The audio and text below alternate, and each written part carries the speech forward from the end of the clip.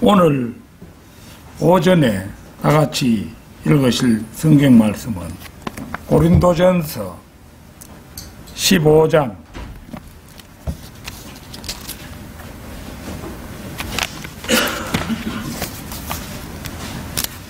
고린도전서 15장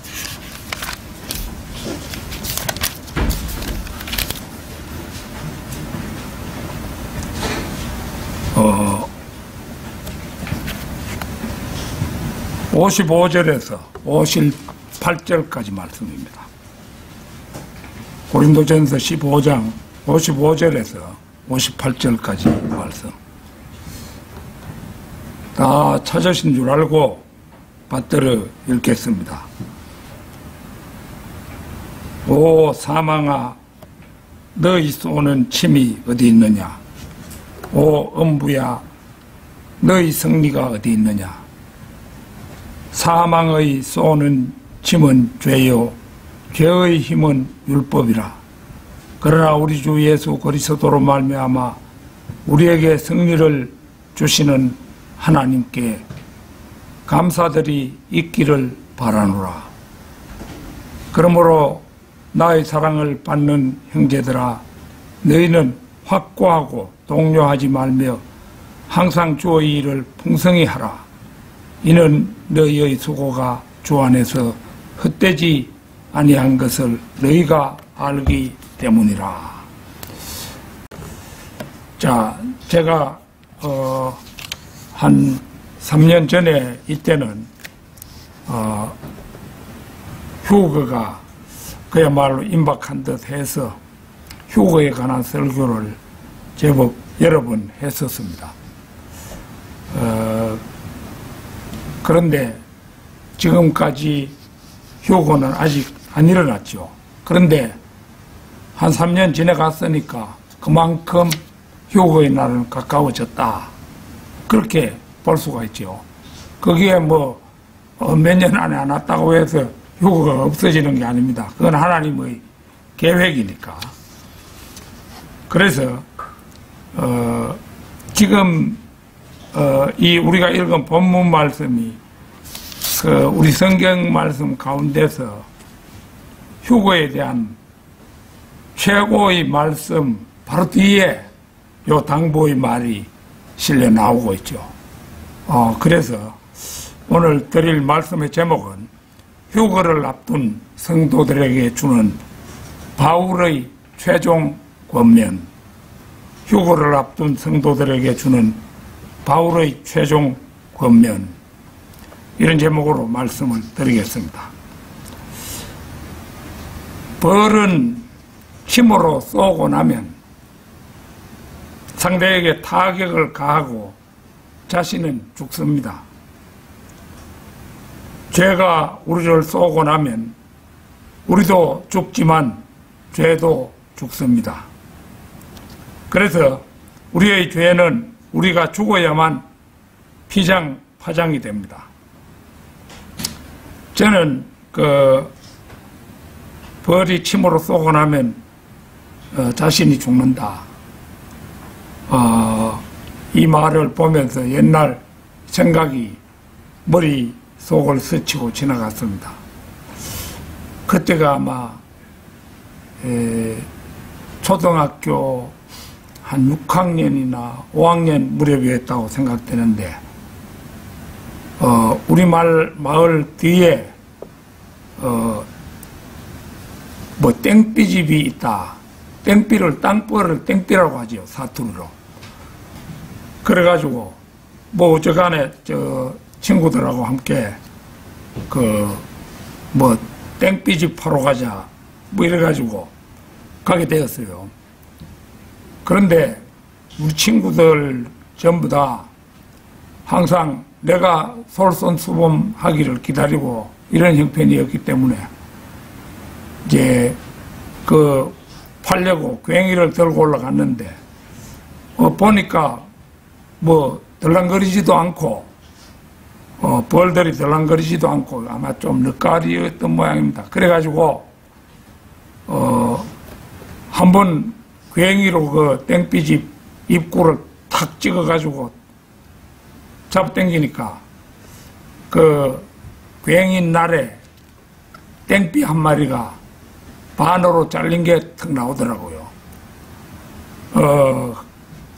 그래서 이것들이 뭐 하고 있나 이러면서 내가 한 번 더 힘을 내가지고 콱 찍어가지고 잡아 당겼더만 우왕 하면서 일제히 날아 나왔는데 이거 뭐 갑작스레 도망도 못 가고 앞에 엎드려 가지고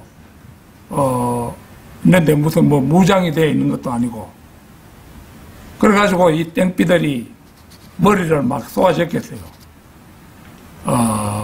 그래도 뭐 아프다 소리도 못하고 그래가지고 뒷걸음질을 쳐가지고 기는 자세니까 뒷걸음질을 치는 중인데 우리 친구놈들은 조금 떨어져서 앉아있다가 그 땡비들이 나와가지고 그쪽으로 전부 몰려갔어요. 우리 친구들한테도.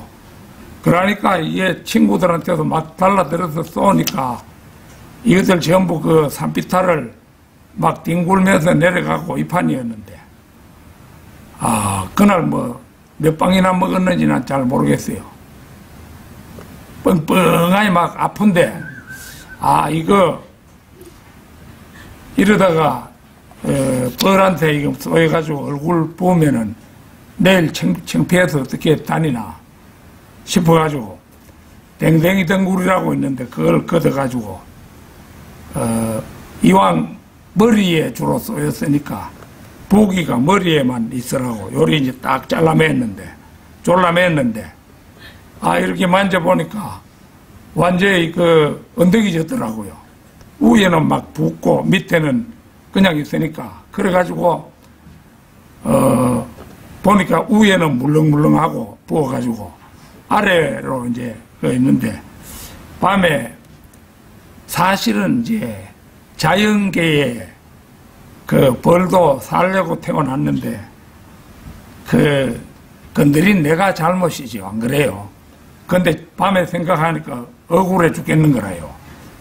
이놈들을 이거 내가 그냥 둘 수 없다 이래가지고 밤에 이제 그때 뭐 후라시가 있었는지 모르겠는데 그걸 들고 다시 괭이하고 들고 이제 그 뒷산으로 올라갔어요. 올라가가지고 뭐 어두우니까 맥 못 추잖아요. 벌들은.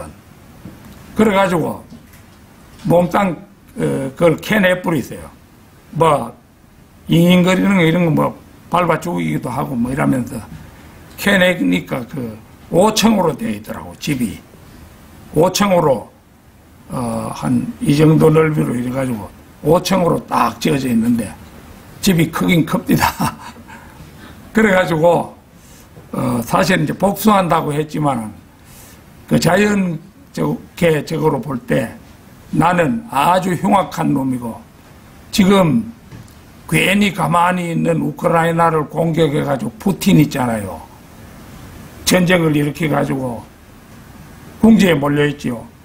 그 나는 푸틴 같은 사람이었다. 내 생각해보니까 그런 생각이 드는 거예요. 그래도 어쨌거나 그 자연물에게 내가 그렇게 복수를 했던 기억이 있습니다. 나를 쏘았던 놈들은 물론 다 죽었죠. 그렇죠. 침을 내한테 박았으니까 뭐 다 죽는 겁니다. 그런데 여러 방 먹으면은 잘못하면 사람 죽는 수도 있는데 할매하고 둘이 밤에 자는데 뻥뻥하니 아픈데 아프다 소리도 못하고 그래 눈을 붙이고 했던 그런 기억이 새롭습니다. 어쨌거나 벌은 한번 쏘면 죽는 거예요.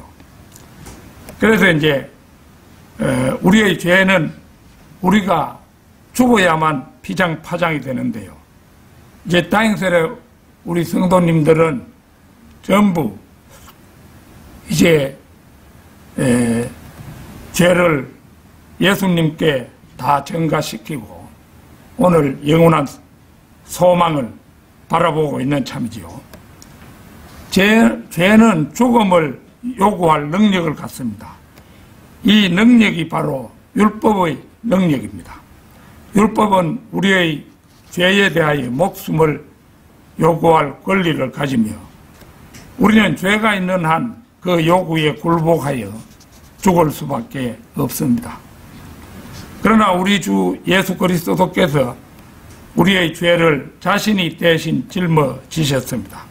그분께서 오셔서 율법의 요구를 대신 들어주셨고 우리들의 죄값을 모두 지불하셨습니다. 다시 말해서 우리의 죄로 인하여 우리들 자신이 쏘일 것을 그분께서 사망의 침에 대신 쏘이시고 죽으신 것입니다.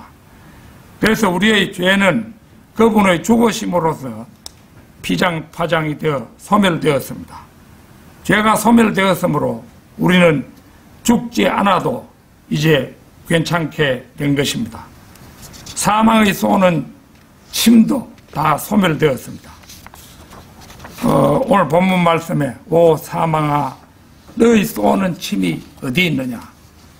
예수님께서 죄를 다 없애셨기 때문에 이제 죄가 우리를 쏘는 침이 있을 리가 없죠. 바울은 그래서 지금 의기양양하게 외치고 있는 것입니다.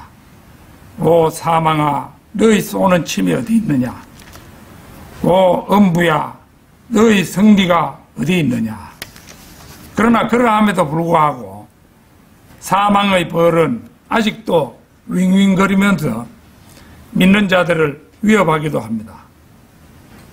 믿음이 약할수록 자기가 구원받은 것이 자꾸만 의심이 되고 이래가지고 이러다 보면은 죄에게 위협을 당하죠. 죄는 예수님께서 다 해결하셨는데도 그 죄가 해결되었는지 확신이 불분명하니까 그런 가운데서 구원을 받고 나서도 자꾸 염려하면서 그렇게 살아가는 사람들이 들어 있습니다. 하지만 털끝만큼도 두려워할 필요가 없습니다.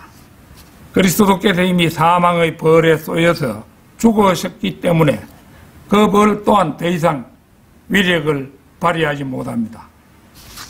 히브리서 7장 27절 한번 찾겠습니다. 히브리서 7장 27절.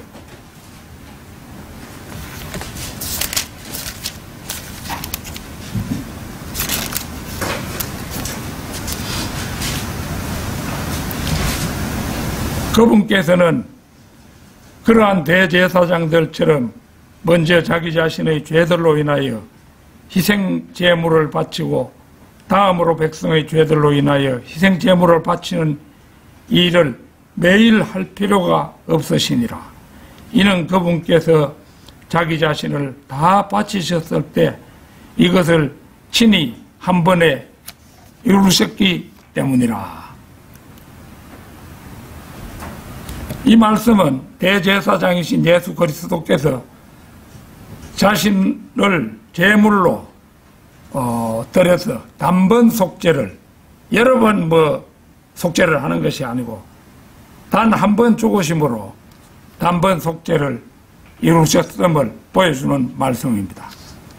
구약 성도들은 자신이 죄를 지을 때마다 제사장을 통해서 양을 잡아 속죄 제물을 드려 제사를 지내야 했습니다. 그러나 예수님께서 그분을 구주로 영접하는 순간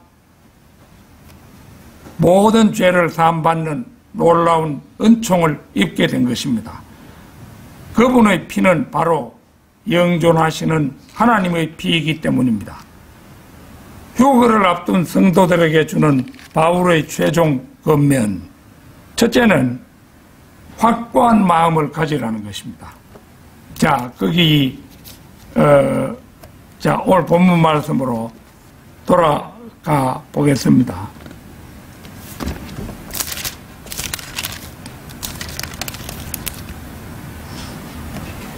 보면은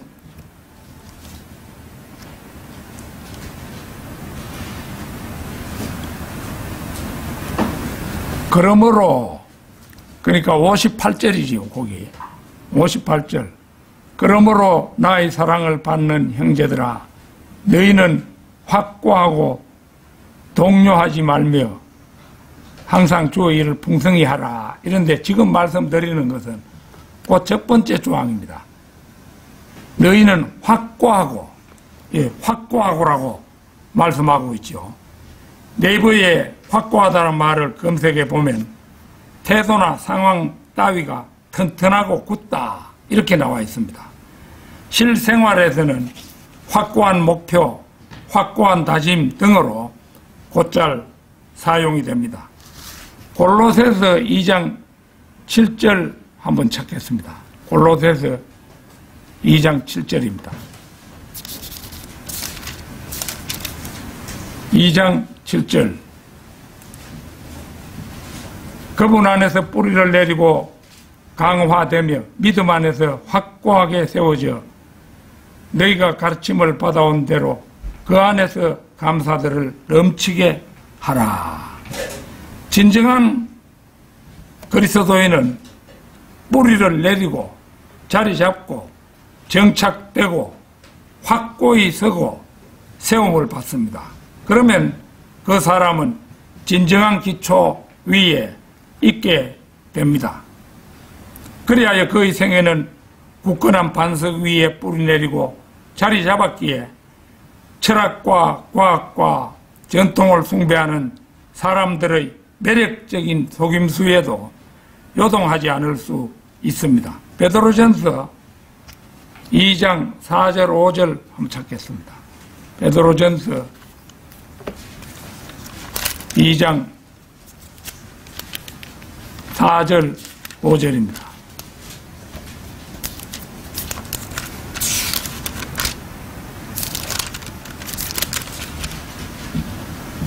정녕 사람들에게는 배척받았으나 하나님께서는 선택받은 보배롭고 살아있는 돌이신 그분께 나아오나니 너희 역시 살아있는 돌들로서 한 영적인 집으로 지어지며 예수 그리스도를 통하여 하나님께 기쁘게 받아들여질 만한 영적인 희생 제물들을 바치는 하나의 거룩한 제사장단이 되었느니라.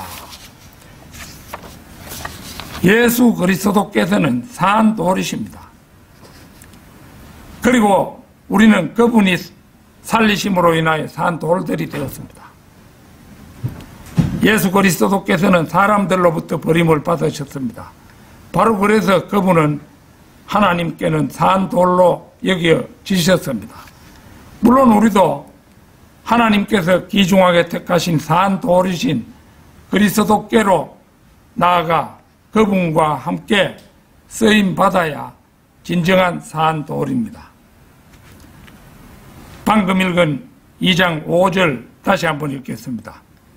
너희 역시 살아있는 돌들로서 한 영적인 집으로 지어지며 예수 그리스도를 통하여 하나님께 기쁘게 받아들여질 만한 영적 희생 제물들을 바치는 하나의 거룩한 제사장단이 되었느니라.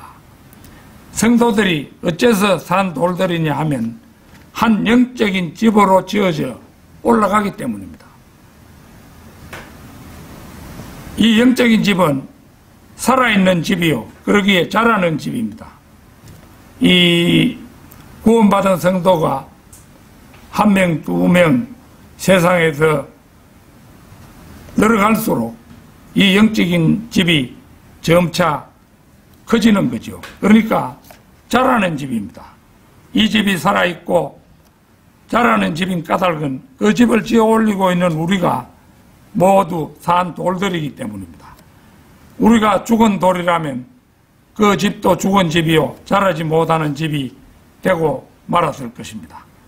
성도들이 모여 이루어진 집은 곧 영적인 집이며 하나님의 거처가 되는 집입니다. 이 집은 예수 그리스도께서 친히 모퉁이 돌이 되셨고, 자, 모퉁이 돌 우리가 달마다 잡지로 펴내고 있죠. 모퉁이 돌은 피라미드로 말하면 맨 위 꼭지점에 놓이는 돌이 모퉁이 돌입니다.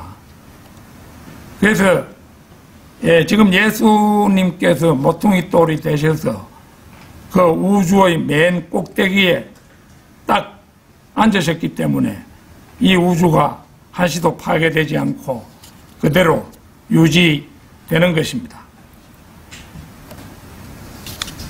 성도들이 모여 이루어진 집은 곧 영적인 집이며 하나님의 거처가 되는 집입니다.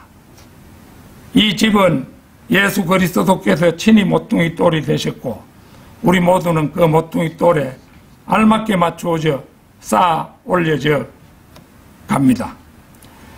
휴거를 앞둔 성도들에게 주는 바울의 최종 권면 둘째는 동요하지 말라는 것입니다.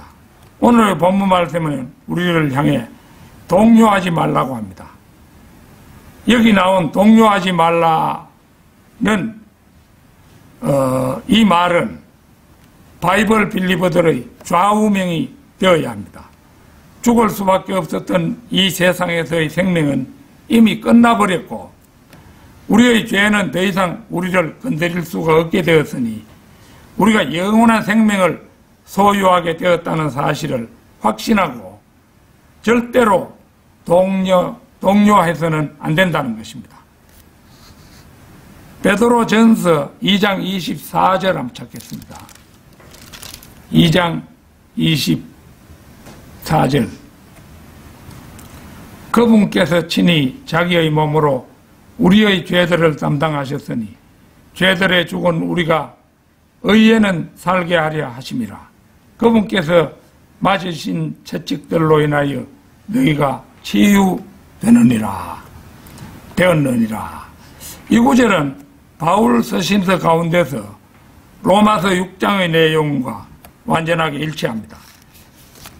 거기서 바울은 우리가 그리스도와 함께 죽었으므로 또 그분과 함께 살 줄을 믿으며 그리스도께서 죽은 자들로부터 일으켜져서 다시는 죽지 않게 되심으로써 사망이 더 이상 그분을 주관하지 못한다는 사실을 우리가 알기에 우리도 우리 자신을 죄에게는 죽은 자요 주 예수 그리스도로 말미암아 하나님께는 산 자로 여기라고 말합니다.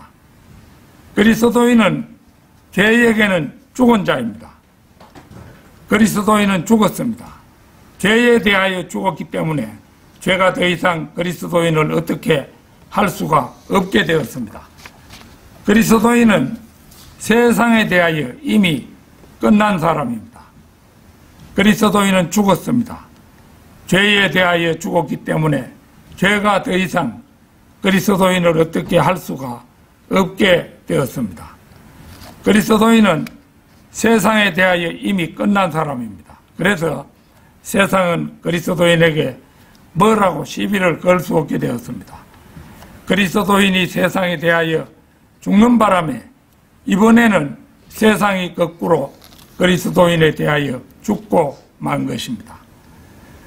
그분께서 맞으신 채찍들로 인하여 너희가 치유되었느니라. 주님께서는 채찍에 맞으셨습니다.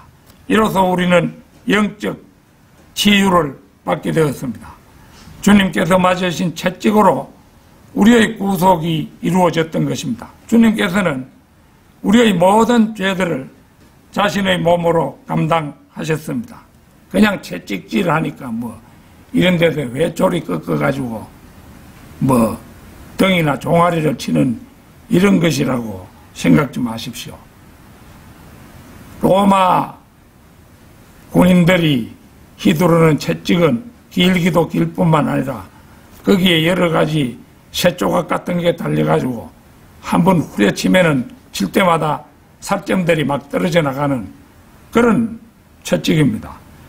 우리 주님께서는 그런 고난을 손수 감당하신 겁니다. 따라서 그분을 내려치던 채찍은 우리의 죄들을 그분께 옮겨 싣는 과정이었던 것입니다. 그분께서 채찍에 맞으실 때마다 그 몸에서는 피가 흘렀습니다. 그 피가 우리를 구속하였습니다. 채찍이 한번 그분의 몸에 닿을 때마다 우리의 죄가 그분께 전가됩니다. 그러면 그분께서는 그때마다 피를 흘려 우리의 죄의 속죄를 지불하셨던 것입니다. 절차상으로 본다면 피의 구속은 겟세마네에서부터 시작되었습니다. 주님께서 겟세마네에서 기도하실 때 누가복음 22장 44절에 나오는 말씀인데요. 그의 땀이 핏방울처럼 되어 땅에 떨어지더라. 이렇게 성경은 적고 있습니다. 우리를 위한 구속의 피가 이때 벌써 그분의 몸에서 흘러나오기 시작했던 것입니다. 그리스도의 몸에서 피가 흐름에 따라 죄들은 그분의 몸 안으로 유입돼 들어갔습니다. 그 뒤 채찍으로 맞으실 때마다 그분의 몸에서는 계속 피가 흘러나왔고, 그러면 그럴수록 그분의 몸은 안으로 유입되는 죄들로 점점 더 가득 채워지고 있었습니다. 가시관을 쓰신 머리에서도 피가 흘러나왔고, 그럴 때마다 죄들은 계속해서 그분의 몸속으로 들어갔습니다. 십자가에 달려 옆구리를 창으로 찔리셨을 때는 급기야 모든 피가 밖으로 흘러나왔고, 그 마지막 한 방울까지 다 쏟아져 나왔을 때 이제 그분의 몸에는 세상 사람들의 모든 죄들로 가득 차게 되었습니다. 나의 죄들도 또 여러분의 죄들도 그분의 몸 안으로 모두 그때 빨려 들어갔습니다. 이렇게 하기 위해 그분께서는 마지막 한 방울까지 자신의 피를 흘리셨던 것입니다. 바로 이렇게 함으로써 우리의 모든 인간의 죄들을 피로써 값을 지불하고 모두 사들이셨던 것입니다. 그리스도의 피의 구속은 이렇게 이루어졌습니다. 이 너무도 확실한 일에 대하여 우리는 절대 동요하지도 말고 의심하지도 말아야 하는 것입니다. 휴거를 앞둔 성도들에게 주는 바울의 최종 권면, 셋째는 항상 그분의 일을 풍성히 하라는 명령입니다. 항상 주의 일을 풍성히 하라. 이는 너희의 수고가 주 안에서 헛되지 아니한 것을 너희가 알기 때문이라. 항상이란 언제나 변함없이 이런 뜻의 부사지요. 이것은 기분이 내킬 때만 풍성히 하라는 뜻이 아닙니다. 기분이 나든 말든 힘들든지 수월하든지 기쁠 때든 슬플 때든 언제나 변함없이 주님의 일을 풍성히 하라는 명령입니다. 그리고 그 일에는 반드시 보상이 주어진다는 조건이 붙었습니다. 이는 너희의 수고가 주 안에서 헛되지 아니한 것을 너희가 알기 때문이라. 그리스도인이라면 이 말씀을 반드시 마음속에 새겨 두어야 할 위대한 말씀입니다. 주의 일을 하면서 이거 내가 해서 뭐하나 이런 생각을 한다면 참으로 그것은 이 사도 바울의 마음을 몰라주어도 대단히 몰라주는 그런 생각이지요. 항상 주의 일을 풍성히 하라는 이 충고는 먼저 확고하고 다음으로는 동요하지 말고 난 다음에라야 실천에 옮길 수 있는 일입니다. 이것은 모든 그리스도인의 좌우명이 되어야 합니다. 죽을 수밖에 없었던 이 세상에서 생명은 이미 끝나버렸고 우리의 죄는 더 이상 우리를 건드릴 수가 없게 되었습니다. 우리가 거듭나 영원한 생명을 소유하게 되었다는 사실을 확신한다면 확고하게 자세를 견지해야 하며 더 이상 동요해서는 안 됩니다. 그래야 때로는 주의 일을 열심히 하라가 아니라 항상 주의 일을 풍성히 하라고 본문 말씀은 명령하고 있습니다. 항상 그 말이죠. 이 시대의 사역자들과 교회들은 구원받지 못한 죄인들을 그리스도께로 인도하는 일에 소홀히 하고 그 방법이나 자세가 사탄적인 경우가 허다합니다. 복음을 들고 바깥으로 뛰쳐나가 길거리 모퉁이에서 말씀을 전파하고 죄인들에게 예수 그리스도를 영접하도록 외치기보다는 일꾼들이 오로지 교회에 들어앉아 소위 새 신자들이 제발로 교회에 찾아오기만을 기다리다가 그들이 오면 마치 호텔 숙박부처럼 교회 등록 카드나 내밀고 거기에 주소 성명과 전화번호나 기재하게 한 뒤 교회 회원으로 등록시켜 놓고는 그 사람의 혼이야 구원받든 말든 주일 예배 출석 인원수나 늘리는데 혈안이 되어 있는 것이 요즘 교회들의 실상입니다. 그러나 이런 방식은 결코 항상 주의 일을 풍성히 하라는 명령을 따르는 자세라고는 할 수 없습니다. 바이블 빌리버들은 밖으로 뛰쳐나가야 합니다. 밖으로 뛰쳐나가 그리스도 죄인들을 향해서 주 예수 그리스도를 외쳐야 합니다. 밖으로 뛰쳐나가 구원받지 못한 죄인들에게 주 예수 그리스도를 영접하도록 하는 일에 적극적으로 도전해야 합니다. 얼마나 성과를 거두느냐 하는 것은 문제가 아닙니다. 러크만 목사님이 말씀하셨어요. 어느 주석서 내 기억은 지금 나지 않는데 요즘은 사람들의 마음이 강팍해져서 옛날 사람들보다 이 구원의 복음을 잘 받아들이지 않는다. 이런 말씀을 하시면서 그 수에 연연하지 말아라는 거죠. 가서 얼마나 열정적으로 임하느냐 하는 거 이것이 문제지. 그렇지 않으면은 그거는 잘못된 자세죠. 그러니까 우리가 뭐 나가서 단 한 명도 구령하지 못했다고 해서 실망할 일은 아닙니다. 하나님께서 나가서 전한 그것에 대해서 결실이야 있든지 없든지 간에 주님께서는 반드시 보상을 하신다는 것이죠. 그래서 세상은 그러한 우리를 비웃고 방해하기도 하겠지만 다만 확고하고 동요하지 않은 채 죄인들을 그리스도께로 인도하는 일만을 풍성히 해야 하는 것입니다.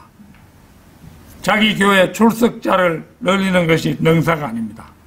다만 믿음으로 죄인들을 그리스도께로 인도하여 그들이 구원받도록 하는 것이 가장 시급한 일입니다.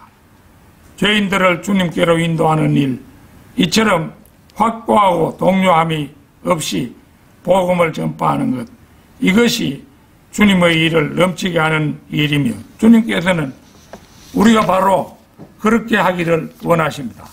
아울러 이러한 수고는 결코 헛되지 않는다고 본문은 말씀합니다. 히브리서 11장 6절 한번 찾겠습니다.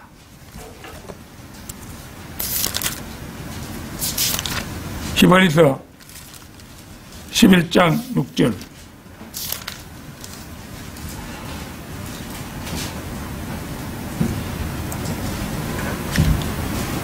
반면에 믿음 없이는 하나님을 기쁘시게 하는 것이 불가능하니라. 이는 하나님께로 오는 자는 그분께서 존재하신다는 것과 그분께서 자신을 부지런히 찾는 자들에게 보상하시는 분이심을 믿어야 하기 때문이라. 보이지 않는 하나님을 믿는 일은 쉬운 일은 아닙니다. 그리고 바로 이것이야말로 무신론자들이 하나님에 대해 어떠한 해답도 얻지 못하는 이유입니다. 무신론자들은 하나님이 보이지 않기 때문에 믿지 못하겠다고 하면서 하나님을 보여달라고 말합니다. 하지만 하나님께서는 이런 자들에게 아무것도 보여주지 않으십니다. 왜냐하면 그들은 하나님을 믿지 않기 때문입니다. 그들은 하나님을 보여주어야 믿는다고 하나 하나님께서는 그들이 믿어야 하나님 자신을 보여주신다고 말씀하고 계시는 것입니다. 여러분은 기억하시지요? 헤롯이 예수님을 대면했을 때 어떤 이적을 볼 수 있을까 하고 기대했지만 예수님은 그에게 아무 이적도 보여주지 않으셨습니다. 그가 믿지 않았기 때문입니다. 빌라도 역시도 예수님께 진리가 무엇이냐고 물었으나 어떠한 대답도 듣지 못했습니다. 왜냐하면 그는 하나님의 진리를 탐구하여 그것을 행하려는 의도로 물은 것이 아니었기 때문입니다. 바리새인과 사두개인들도 예수님께 표적을 보여달라고 했지만 예수님은 그들에게 어떤 표적도 보여주지 않으셨습니다. 왜냐하면 그들은 어떤 표적을 보아도 믿지 않겠다고 이미 작정하고 있었기 때문입니다. 하나님께서는 자기를 열심히 찾는 자들에게 보상하시는 분입니다. 이 말씀은 그리스도인들에게도 영적으로 적용되어서 우리가 그분께 나와 열심히 기도하면 하나님과 우리 사이에 장애의 물이 제거되고 원활한 영교를 할 수 있다는 의미로도 받아들일 수 있습니다. 그러나 교리적으로는 히브리서 11장의 주 대상은 구약 성도들입니다. 그리고 그들이 기다리는 소망은 아브라함에게 주었던 약속을 기다리는 것이었습니다. 즉 땅을 유업으로 받는 것이었습니다. 그러나 이 말씀은 구약의 유대인들에게 주신 소망을 말하는 가운데 구원을 갈망하는 이방인들에게도 적용이 가능한 말씀입니다. 예컨대 사도행전 10장의 코넬료라는 사람 여러분 기억하시죠? 코넬료 이방인이잖아요. 하나님을 두려워하고 구제하며 항상 기도하는 가운데 하나님께서 베드로를 그에게 보내시어서 구원을 베푸심을 볼 수 있지요. 그는 참고 선을 행하여 영광과 존귀와 썩지 아니함을 구했기에 하나님께서는 그에게 영원한 생명으로 갚아 주신 것입니다. 결론적으로 오늘의 본문 말씀은 가장 위대한 휴거의 말씀 뒤에 사도 바울이 우리 성도들에게 주는 특별한 명령입니다. 자, 오늘 본문 말씀 바로 앞을 한번 보겠습니다.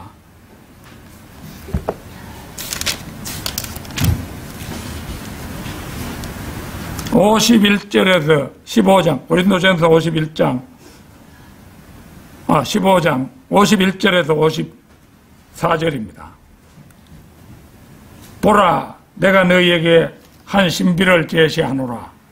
우리가 모두 잠자게 되지 아니할 것이요 오히려 우리가 모두 변화되리니 눈 깜짝하는 순간에 그리고 마지막 나팔 소리에 그러하리라. 이는 그 나팔이 소리를 낼 것이요 죽은 자들이 썩지 아니하는 몸으로 일으켜질 것이며 우리가 변화될 것이기 때문이라. 이는 이 썩는 몸이 반드시 썩지 아니함을 입을 것이요 이 죽을 수밖에 없는 몸이 반드시 볼멸을 입을 것이기 때문이라. 그렇게 하여 이 썩는 몸이 썩지 아니하는 것을 입고 이 죽을 수밖에 없는 몸이 볼멸을 입게 된다면 그때는 이와 같이 기록되어 말하기를 사망은 승리 속에 완전히 삼켜지리라 한 것이 실현되리라. 이게 데살로니가 전서 4장 말씀과 더불어서 가장 위대한 휴거에 관한 말씀이죠. 이 말씀을 우리 바이블 빌리버들은 믿고 한시바삐 주님께서 공중에 오셔서 우리를 부르기를 늘 바라면서 살고 있습니다. 휴거는 눈 깜짝하는 순간에 그리고 마지막 나팔 소리에 그러하리라는 말씀 그대로 참으로 느닷없는 순간에 임하는 실로 미정유의 사건입니다. 우리 바이블 빌리버들은 바로 호련히 떠나는 바로 그 순간까지 너희는 확고하고 동요하지 말며 항상 주의 일을 풍성히 하라는 바울의 이 권면을 귓등너머로 넘겨버려서는 안 되겠습니다. 주님께서 구름 위에 오셔서 우리의 이름을 부르는 그 순간까지 최선을 다하는 우리 모두가 되기를 간절히 소망합니다. 다 같이 기도드리겠습니다.